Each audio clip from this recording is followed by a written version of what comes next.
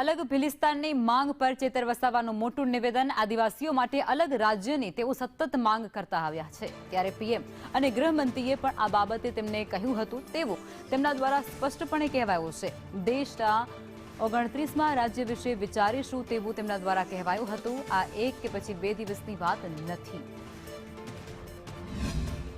ગામ સભા અને ગામ સભાની પરવાનગી વગર જ્યારે બારોબાર તંત્ર આવે ને અમારી જમીનો છીનવાય ત્યારે અમારે સ્વાભાવિકપણે સરકારને કહેવું પડે છે કે ભાઈ દેશના વિકાસમાં અમે આટલું મોટું યોગદાન આપ્યું હોય અને આજે અમારા લોકોના ઘરો તોડી પાડવામાં આવે, જમીનો છીનવી લેવામાં આવે અને અમને સમાનતાની ધારામાં નહીં લાવવામાં આવે તો આદિવાસી સ્વશાસન અને સ્વશાસનની માંગ કરશે।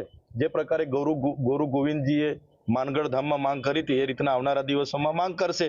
અને તમે જોયું હશે માનનીય દેશના વડાપ્રધાન શ્રી નરેન્દ્રભાઈ મોદીજી પણ અમારા ડેડિયાપાડામાં આવ્યા અને એમણે પણ કીધું, આગળ અમિત શાહ પંચમહાલમાં આવ્યા હતા, એમણે પણ કીધું હતું કે આવનારા દિવસોમાં દેશના 29મા રાજ્ય માટે વિચારીશું અને એક બે દિવસની વાત નથી, વર્ષો વીતશે પણ મને લાગે છે દેશનું 29મું રાજ્ય જ્યારે બનશે ત્યારે ભીલ પ્રદેશ અસ્તિત્વમાં આવશે।